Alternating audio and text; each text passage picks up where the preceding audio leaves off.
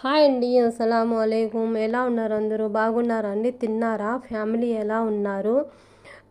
ఈరోజు మీకు చూస్తుంటే ఏం అర్థమవుతుంది నేను ఏం చేస్తున్నాను ఈరోజని. ఈరోజు నేను తెల్లగడ్డలు అండి, తెల్లగడ్డలు పేస్ట్ చేసి అది స్టోరేజ్ చేస్తున్నాను ఫ్రీజర్లో. అది ఎప్పుడు కావాలంటే అప్పుడు నేను తీసి నేను కుకింగ్ చేస్తాను కదా ప్రతిసారి కూడా.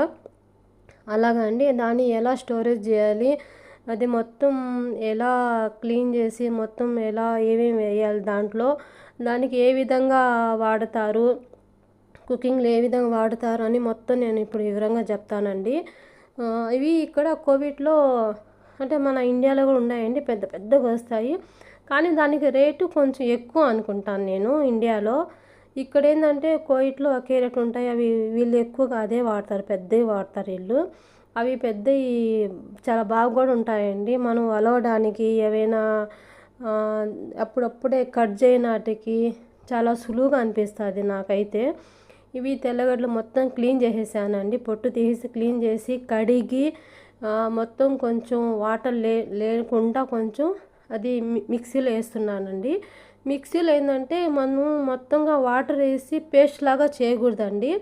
అని చెప్తారు, అచ్చాపచ్చగా అంటారు కదా, అలాగేంటంటే కొంచెం ఒకలా ముక్కలాగా అది వెయ్యాలి.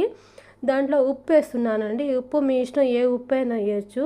తర్వాత ఏంటంటే నేను నూనె వేస్తున్నానండి, ఆయిల్ అండి. ఆయిల్ మీ ఇష్టం, ఏ ఆయిల్ అయినా వేయచ్చు, మీ ఇష్టం. మీకు అందుబాటులో ఏ ఆయిల్ ఉంటుందో ఆ ఆయిల్ వేయచ్చండి.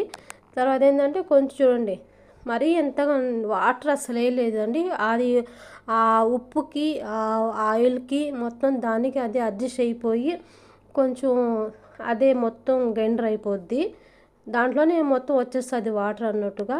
తర్వాత ఏంటంటే నేను ఒక బాక్స్లో తీసుకున్నాను మొత్తం. అంటే మీ ఇష్టం బాక్స్ అయినా.